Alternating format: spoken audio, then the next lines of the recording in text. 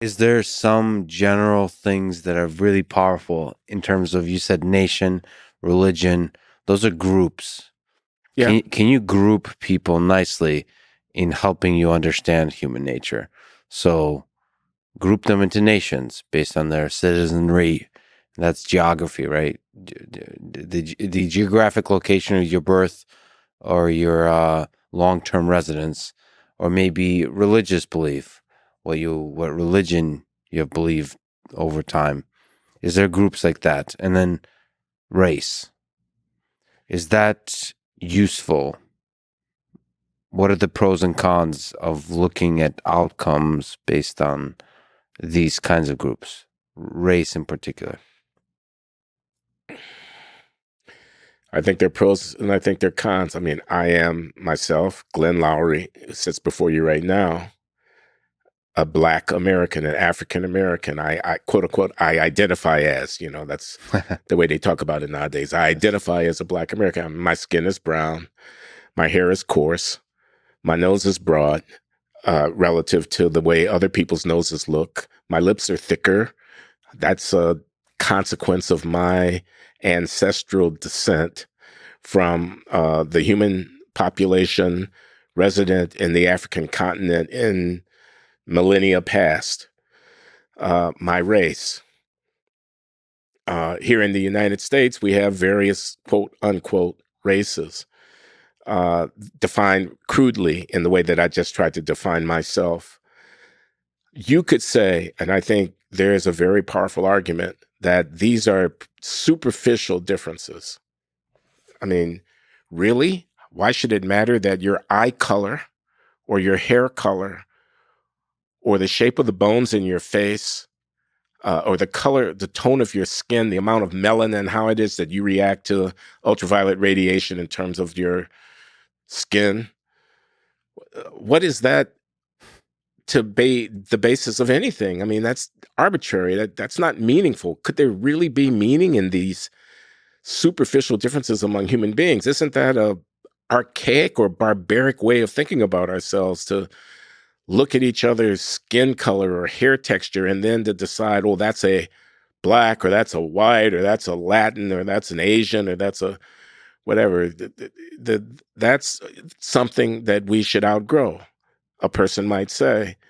That's a relic of a kind of tribal society, of a kind of pre-modern society where we built real structure on the basis of such superficial difference. A person could say that.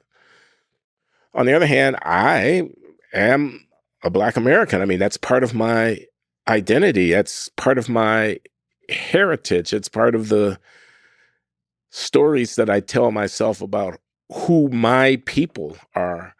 Why do I need a people? Why do I need a narrative of descent in which I affiliate with a racially defined people? Do I really need that? I mean, I think that's an important question.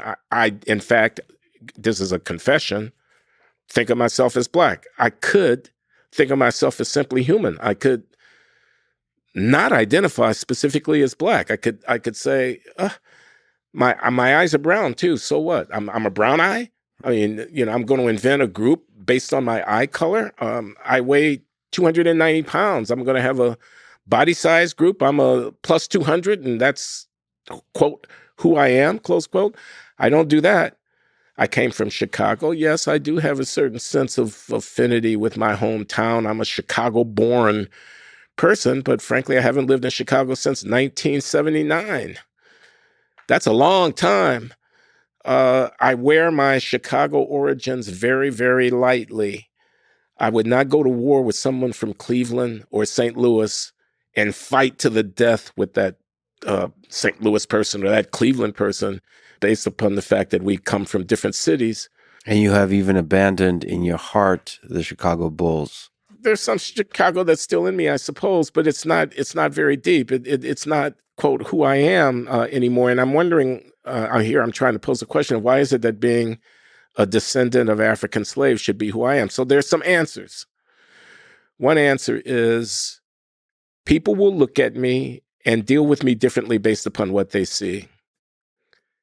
I don't have control over that. I'm going to be perceived as a member of a group, whether or not I elect to affiliate myself with that group or not.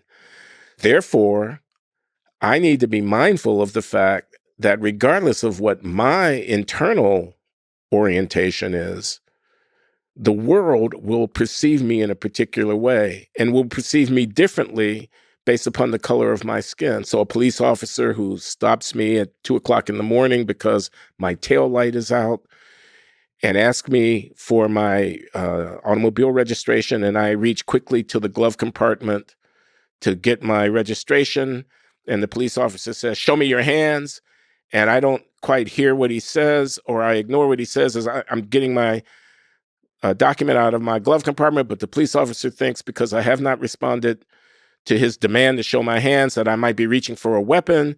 And the police officer sees that I'm Black and fears that the likelihood that I might have a weapon is higher because in that town at that time, a lot of the people who get stopped with weapons in their car happen to be Black and male and so on. And he pulls his weapon and he discharges it, and I'm bleeding out there and I'm dead now.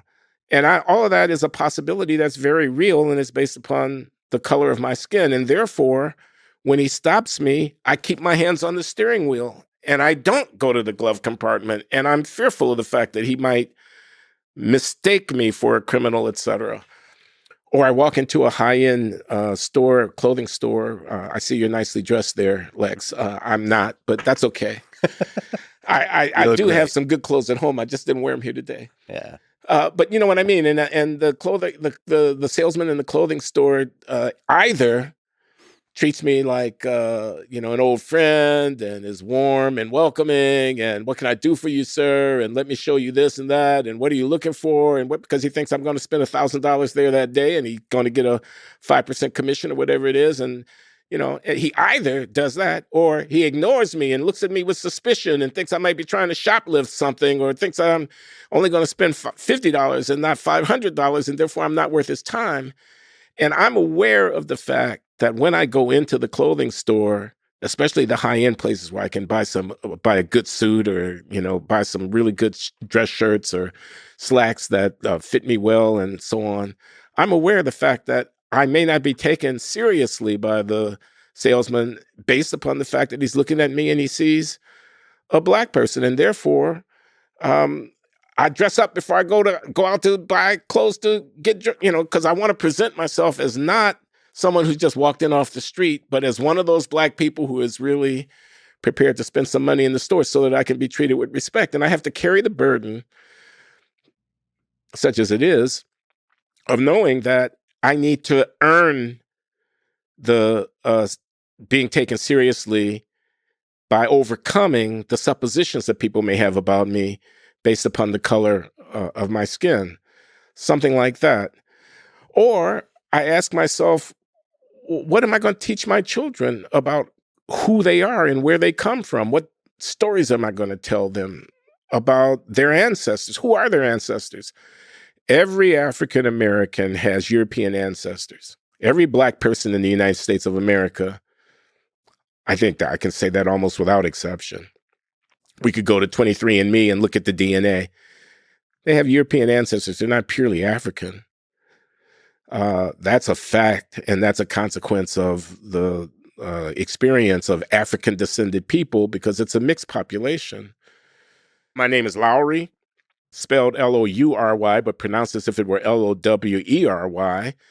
And I gather, if you trace the history of that name, that it's Scottish. So somewhere So you back could identify as a Scot. Or I could claim some Scottish descent, but I don't. I don't know who those ancestors are. And frankly, I don't know who my enslaved ancestors are. I can't trace my family history back very far into the 19th century. But so what stories do I tell my children about who we are, about who their ancestors are? I mean, I want to tell my children some story, and that story is going to be colored, quote unquote, by my race. So even though it is superficial, and in an ideal world, you might think, why would human beings, I mean, I read science fiction. So there's this Chinese writer, Cixin Liu is his name. I might not pronounce it exactly right. Cixin Mm-hmm. Liu, Cixin Liu. He has a trilogy, The Three-Body Problem, Mm-hmm.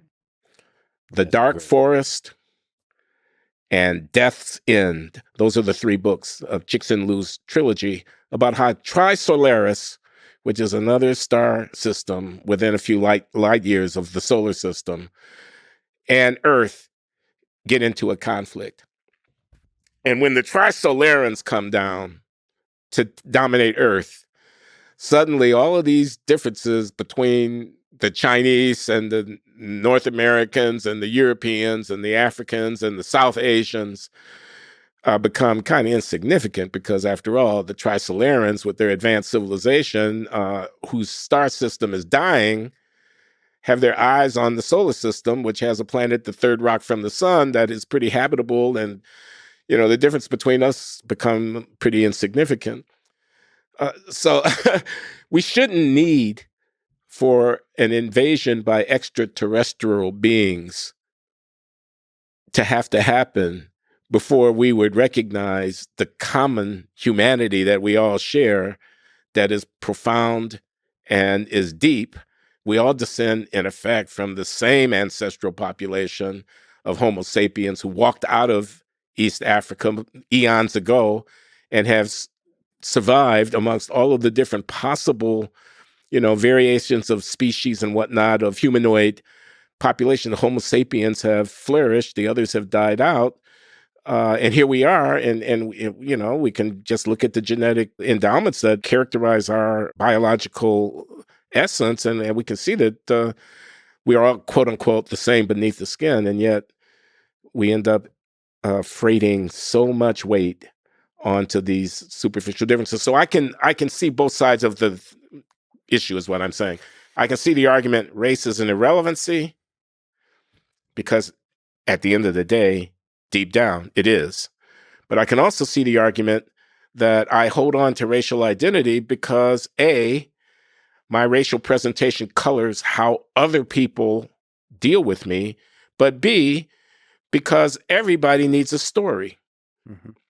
Everybody needs an account. You tell me you're Jewish. I mean, I don't know how deep that is. I don't know how genetically profound that is. I do know that it's a culturally profound identity for a lot of people, based upon maybe some of the same kind of forces that I'm talking about. A, they won't let you not be Jewish. You could say you're not Jewish, but when Hitler is rounding people up, what you say doesn't have a whole lot to do with what the Gestapo was about. Yeah. And B, you need to tell your children a story.